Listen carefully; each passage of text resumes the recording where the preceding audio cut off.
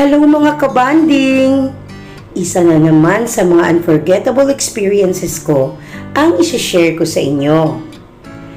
Nabanggit ko noong huling video na in-upload ko na after sana ng aming pagpasyal doon sa Toronto Island, which is in Center Island, tutuloy sana kami para sumakay nitong city sightseeing bus ng Toronto.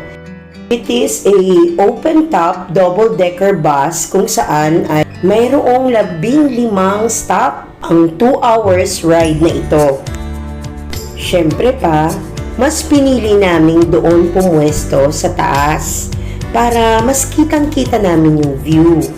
At siyempre, tingnan mo naman, meron pa akong pasombrero dyan. Mainit din kasi yung mga oras na ito, hapon.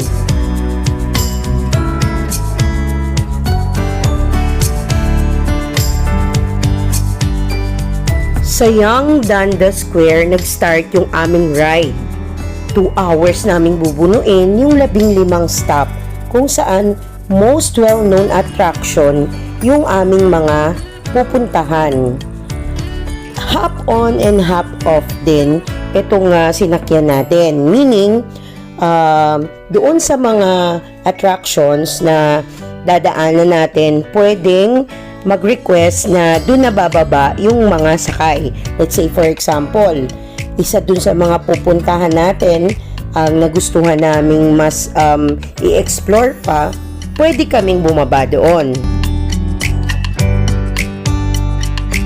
Ang halaga ng pagsakay dito sa city sightseeing tour na ito ay 58.41 Canadian dollar para sa adult at para naman sa student tulad ng anak ko ay 55.75.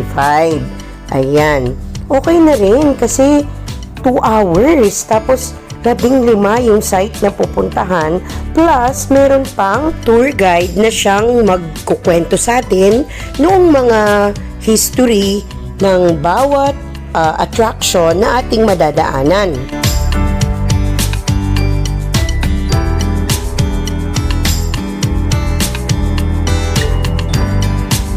Familiar na ako doon sa iba kong nakikita dito. May mga time kasi na pagka nag-iikot-ikot kami, kapag nag-grocery or nag-dinner, minsan naman kapag may lalakaring errands yung mga bata, pati yung sa school nitong aking bituin ay banda rin doon sa kalalagpas lang natin. So, ayun. Meaning marami na rin pala ako talagang naiikot dito sa Toronto.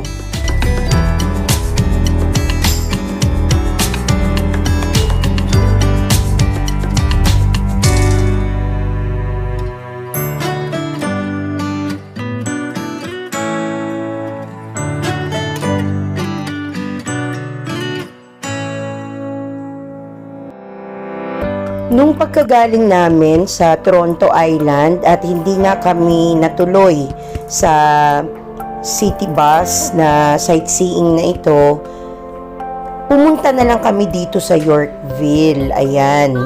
Nagustuhan ko tong place na to. Para siyang ano sa atin, Greenbelt, ganyan. Lahat ng mga branded talaga na products ay nandito. Tsaka puntahan talaga ng mga sosyal. Ayan. So nag-ikot-ikot na kami dito. Bali nung makalawa, no? Nung isang araw, galing na kami dito. At ayun nga, inikutan din ito nitong aming bus. Kaya mas, mas na-appreciate ko yung place dahil mas mataas yung pwesto ko ngayon na tinitingnan yung magagandang mga shop, establishment dito.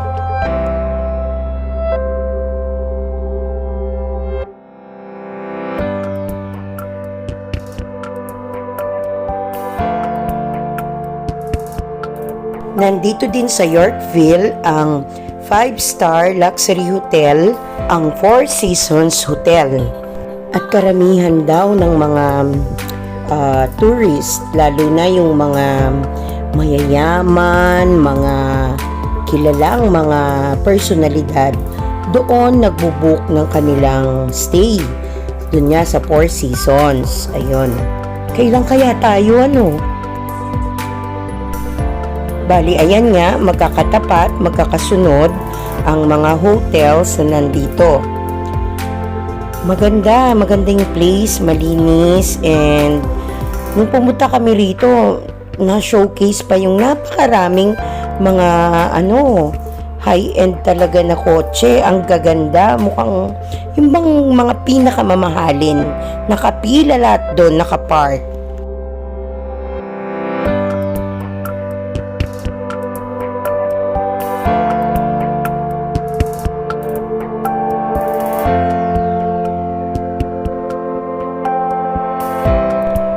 Itong church na sa kaliwa ay ang Metropolitan Community Church.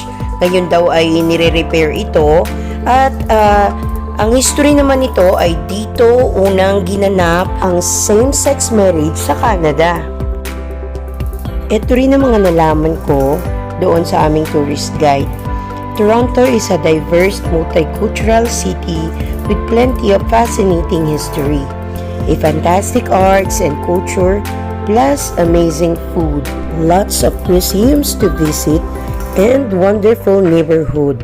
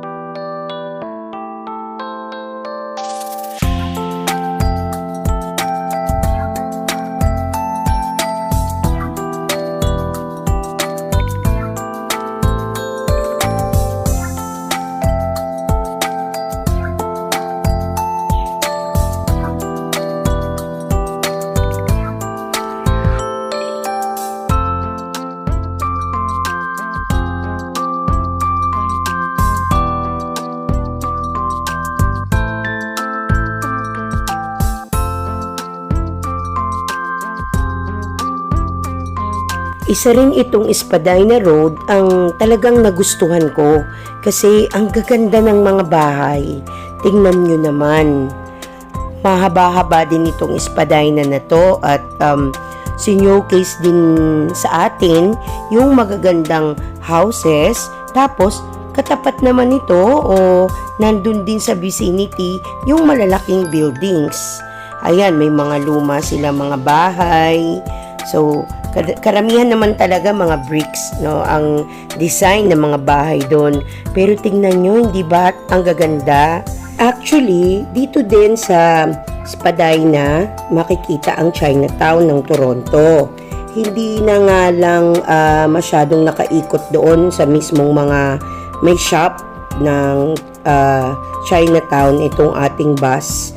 Dahil na rin sa dami din ng ating iikutin. Ano-ano nga ba yun? Hindi ba galing tayo sa Yonge? Then sa Wellesley and Yonge, Yorkville, Park Hyatt, Casa Loma, Spadina and Bloor, Bata Shoes Museum, Rom Gardiner Museum, Ago, CN Tower, Ripley's Aquarium, Radisson Blu Hotel, Hockey Hall of Fame, St. Lawrence Market at Distillery. Marami-rami na rin pala akong napuntahan dito sa 15 na ruta natin sa ngayon.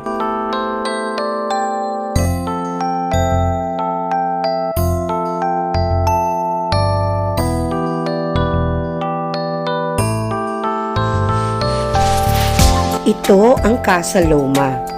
Built in 1914 by financier Sir Henry. Located ito sa Midtown Toronto. Ngayon ay pag-aari na ng City of Toronto at isa ng Treasured Heritage Landmark. Top tourist attraction din ng Casa Loma at bawat taon 650,000 visitors ang pumupunta dito. At 250 private event daw ang ino-host. Maliban pa sa marami-rami na ring mga film na sinushoot dito. Napakaganda kasi ng location talaga. Sabi ng tour guide namin, tumingin daw kami sa bandang yun at yun ang pinakamagandang makikita namin. Yung pala kami yun. Ito rin ang gusto ko dito sa tourist guide na assigned sa bus namin eh. Nagsasabi kasi ng totoo.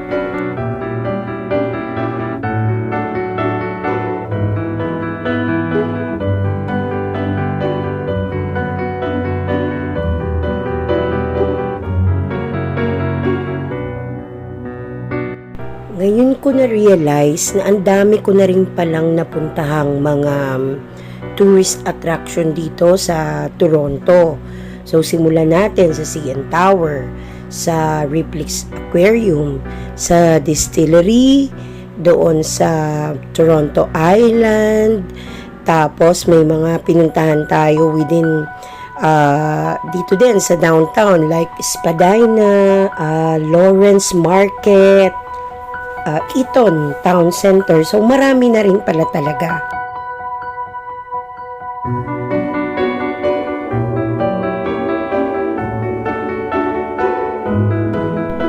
Nandito naman tayo ngayon sa University of Toronto. At ang nakikita nyo napakalaking field na yan ay ang Varsity Blues.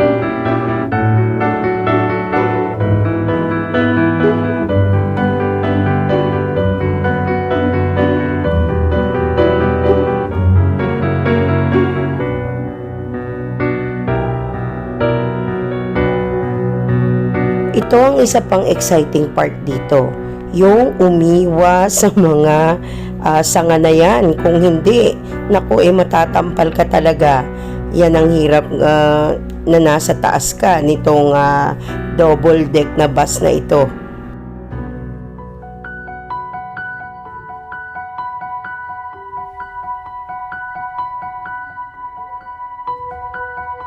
Wow, ang ganda! Kahit luma na, di ba, napipreserve nila.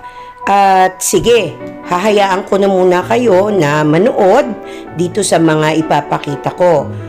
Mostly mga museum ito, mga establishments, buildings. Mamaya dadaan din tayo, sana makita nyo yung sinasabing building daw na gold ang mga linings ng window. Kaya kitang-kita rin na parang buong building ay gold. So, ang ganda, hindi ba? Ayan, nakita na naman namin ang aming mga sarili dyan. Oo, nagkamali lang ako ng focus. Okay, o sige ha. So, tingnan ninyo, panoorin ninyo, at sana ma-enjoy nyo yung mga nakunan kong places.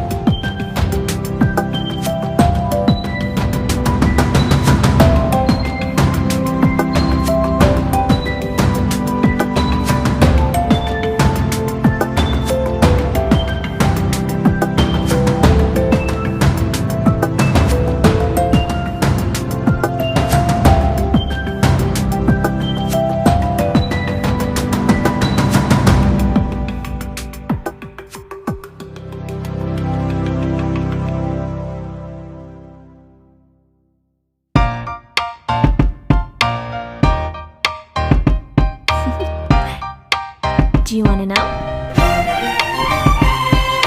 Well, I've been thinking about you, and I think I have to listen because the sun is up, it's a beautiful day. My beginning will be as bright as the sun. Come, won't you come along? And it feels so bright, it's like luck is raining on me. Go and follow your heart, doesn't matter how far. There is so much love to give, something's telling me this time. Baby, baby, now I know. Baby, baby, gotta go. There is so much love to give, something's telling me it's right. When you came to me, oh I knew it's you, yeah, boy. The one to show me now and forever. No, you'll never be alone again. All day, oh yeah, all day. Please stay in my arms, boy. The one to show me if we're together. It don't matter if it rains. All day, oh yeah, all day. As long as you're in my arms, boy. It's you and me on this beautiful day, and you're smiling, holding on to your tight. I guess our hearts can align, and it feels so bright. It's like your love has gotten to me. Go and follow your heart, doesn't matter how far. I can see it now, it's deep in your eyes. No way to define what we feel inside. Baby, baby, now I know. Baby, baby, gotta go. There is so much love to give, something's telling me it's right. When you came to me, oh I knew it's you, yeah, boy. The one to show me now and forever. No, you'll never be alone again. All day, oh yeah, all day. Please stay in my arms, boy. The one to show me if we're together. It don't matter if it rains. All day, oh yeah, all day. As long as you're in my arms, boy. Don't worry of tomorrow, for now you're everything in my The CN Tower stands at 553 meters tall. It takes 58 seconds to get to the top, and it took 40 months to construct. They actually had to put the top of the CN Tower on separately via helicopter. Narinig nyo naman yung shinare sa atin ng aming tour guide. Pero, yun naman alam nyo na rin siguro kung napanood nyo yung aking upload tungkol sa CN Tower nung puntahan namin ito last January. Ayan. At kahit saan kami umikot dito, no, sa itong cruise namin na ito, ay nakikita namin siya, kaya ganun siya kataas. So, natatakpan lang siya ng matataas na building, may site na ganun. Pero most of the time, parang paikot-ikot din kami sa kanya.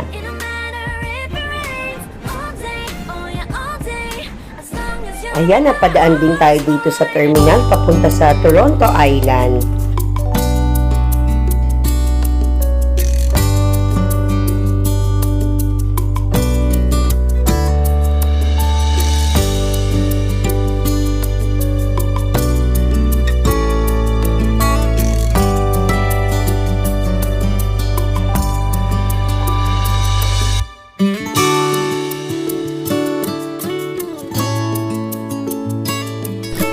Pabalik na tayo nito sa Yonge. Doon tayo nang galing, hindi ba? So, doon din ang ating baba ngayon.